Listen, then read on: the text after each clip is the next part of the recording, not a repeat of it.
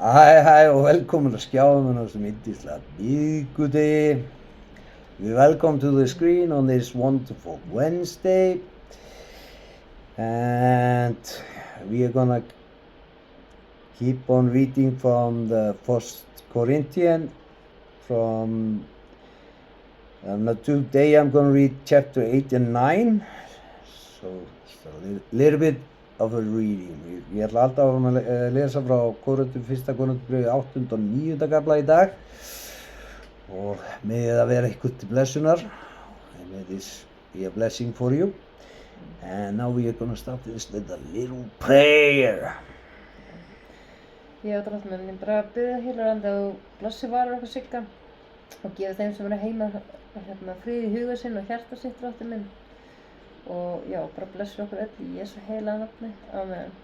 Í Jesú nafni, amen. Yeah. Everybody say amen. Amen. And we're going to lift up. Já, við ætlum að lyfta 5 nöfnum upp í náðuna. Við ætlum að lyfta 5 name up to grace. Við ætlum að lyfta upp Stefaníu. Við ætlum að lyfta upp Stefanía. Við ætlum að lyfta upp Jordan. Við ætlum að lyfta upp Jordan. Við ætlum að lyfta upp Gunnari. Við ætlum að lyfta upp Gunnar. Við ætlum að lyfta upp Hafsteini, við ætlum að lyfta upp Hafsteinn, við ætlum að lyfta upp Danna, við ætlum að lyfta upp Danni. Yeah, we ask you to pray for them and ask the Holy Spirit to come upon them and help them and solve the issues. And God knows what the issues are, so we ask you to pray and keep them up in your prayers. And we are going to keep them up in our prayers, and we bless all people and spread the good news. So I'm going to start to read now. Þá að ég minntist á kjöti sem fórnað hefur verið í skurðgoðum. Við vitum að þekking höfum við allir, þekking blæs menn upp, en kærleikurinn byggir upp. Ef einhver þykist hafa öðlast þekkingu á einhverju, þá þekkir hann enn ekki eins og þekkja ber. En ef einhver elskar Guð, þá hann þekktur af honum. En hvað varðar neyslu kjöts sem fórnað hefur verið í skurðgoðum, þá vitum við að skurðgoð eru ekkert í heiminum og að enginn Guð nema einn.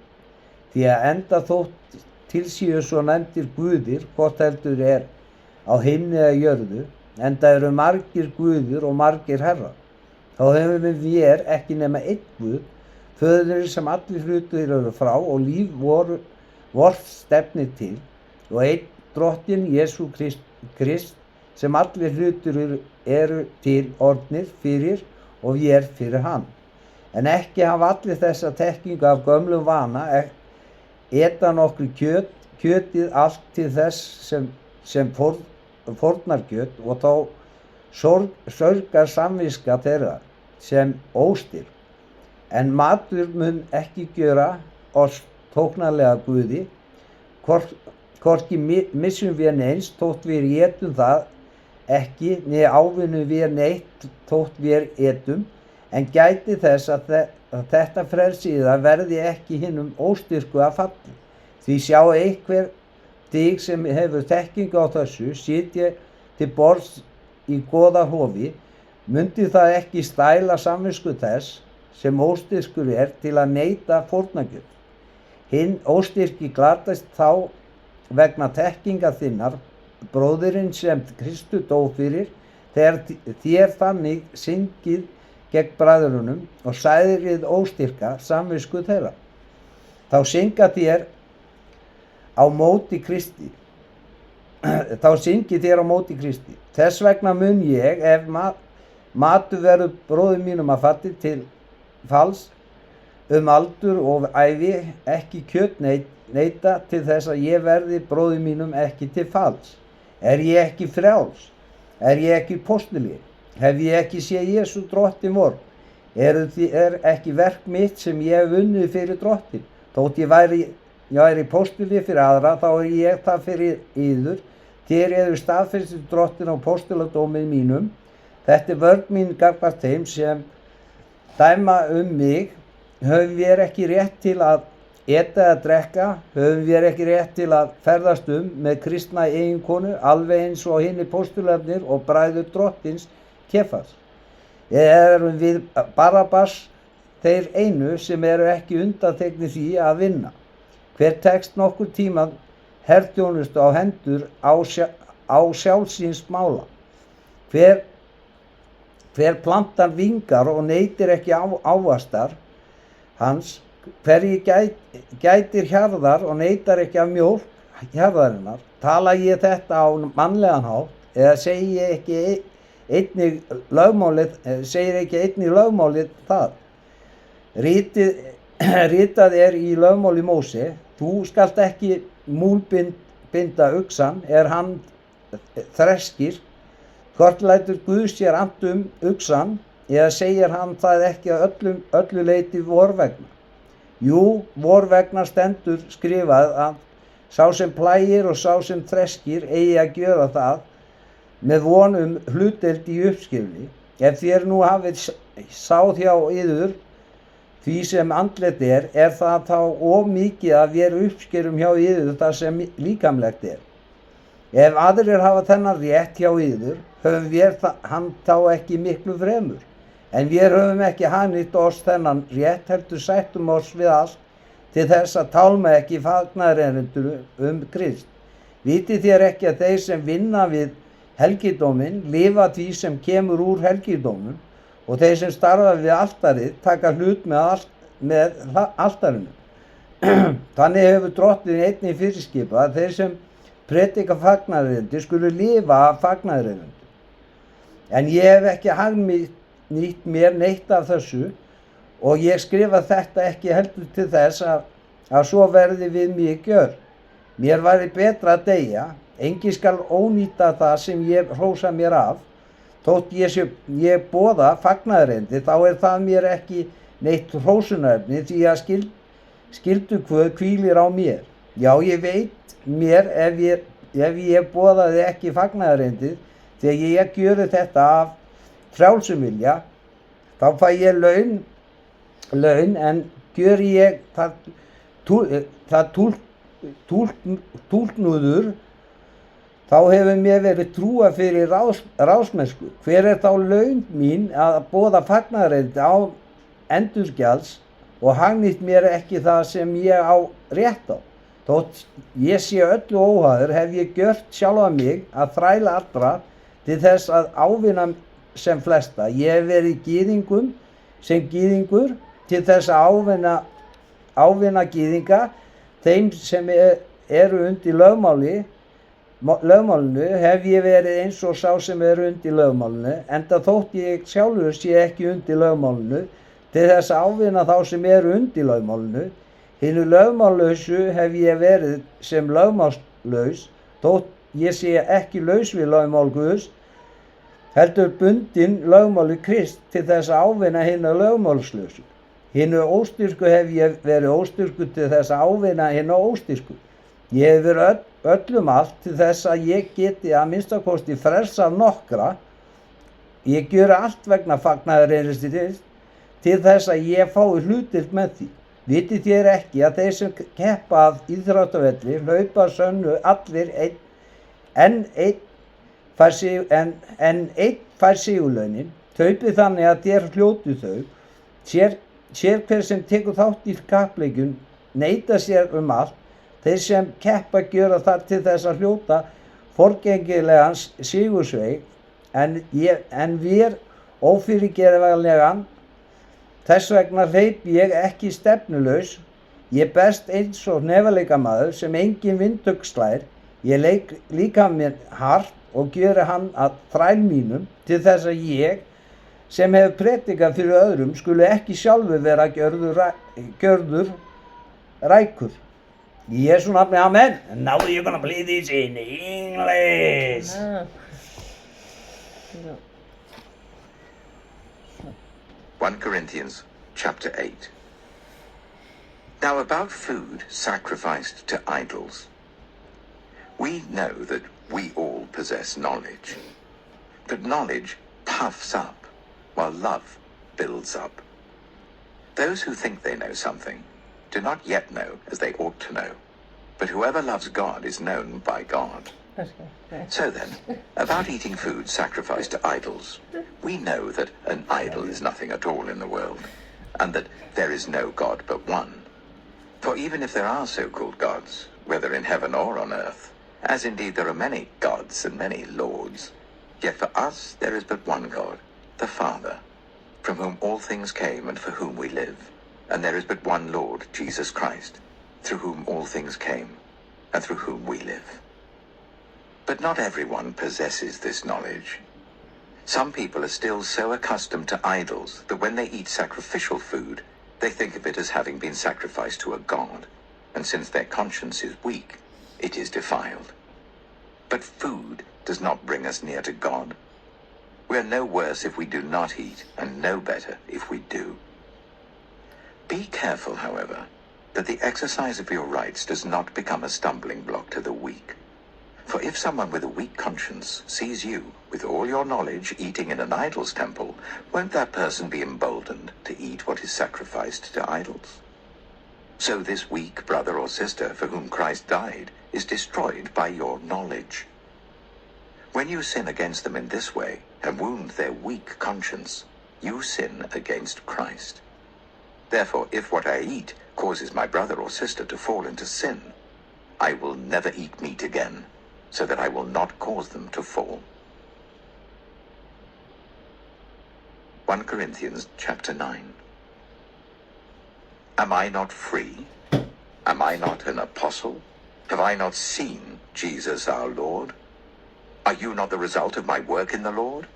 Even though I may not be an apostle to others, surely I am to you, for you are the seal of my apostleship in the Lord. This is my defense to those who sit in judgment on me. Don't we have the right to food and drink? Don't we have the right to take a believing wife along with us, as do the other apostles and the Lord's brothers and Cephas? Or is it only I and Barnabas who lack the right to not work for a living? Who serves as a soldier at his own expense? Who plants a vineyard and does not eat its grapes? Who tends a flock and does not drink the milk? Do I say this merely on human authority? Doesn't the law say the same thing?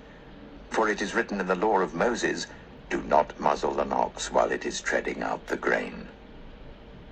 Is it about oxen that God is concerned? Surely he says this for us, doesn't he? Yes, this was written for us, because whoever plows and threshes should be able to do so in the hope of sharing in the harvest. If we have sown spiritual seed among you, is it too much if we reap a material harvest from you? If others have this right of support from you, shouldn't we have it all the more? But we did not use this right. On the contrary, we put up with anything rather than hinder the gospel of Christ. Don't you know that those who serve in the temple get their food from the temple, and that those who serve at the altar share in what is offered on the altar? In the same way, the Lord has commanded that those who preach the gospel should receive their living from the gospel. But I have not used any of these rights, and I am not writing this in the hope that you will do such things for me, for I would rather die than allow anyone to deprive me of this boast. For when I preach the gospel, I cannot boast, since I am compelled to preach. Woe to me if I do not preach the gospel. If I preach voluntarily, I have a reward. If not voluntarily, I am simply discharging the trust committed to me. What then is my reward? Just this, that in preaching the gospel I may offer it free of charge, and so not make full use of my rights as a preacher of the gospel. Though I am free and belong to no one, I have made myself a slave to everyone to win as many as possible. To the Jews, I became like a Jew, to win the Jews. To those under the law, I became like one under the law, though I myself am not under the law, so as to win those under the law. To those not having the law, I became like one not having the law, though I am not free from God's law, but am under Christ's law, so as to win those not having the law. To the weak, I became weak to win the weak. I have become all things to all people, so that by all possible means I might save some. I do all this for the sake of the gospel, that I may share in its blessings. Do you not know that in a race, all the runners run, but only one gets the prize? Run in such a way as to get the prize. Everyone who competes in the games goes into strict training. They do it to get a crown that will not last, but we do it to get a crown that will last forever.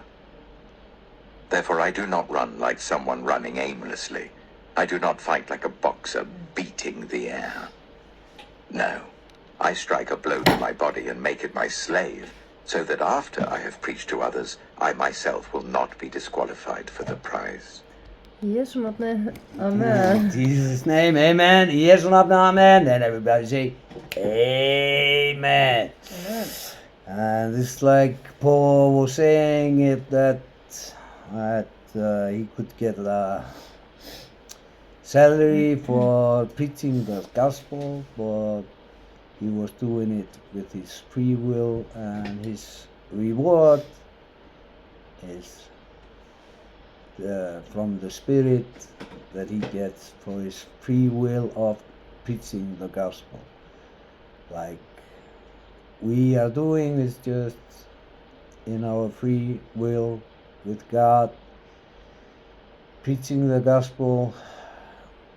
Our reward is from the Spirit, from God, and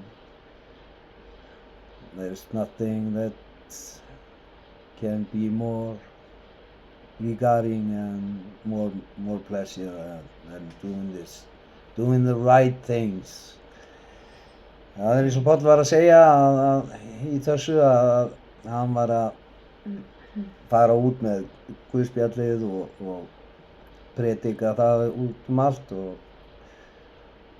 hann hefði getað fengið laun fyrir að predika, en hann tók ekki neinn laun fyrir það, því að launin hans, hann var að gera þetta í frjálsum vilja, því að hann elskaði að gera þetta, að fara út með orðið, og launin hans voru af Guði í gegnum andan, hann fekk launin frá andanum, og þetta svolítið þannig að við séum ekki í holdinu, því að holdið það leiðir okkur villivegar, en við getum verið veik í holdinu, en í líkamanum við getum verið veik, en við getum verið sterk í andanum, og við viljum vera sterk í andanum, og það er ekkert sem getur haft áhrif á okkur, og þá erum við sterkust og við séum veik í holdinu.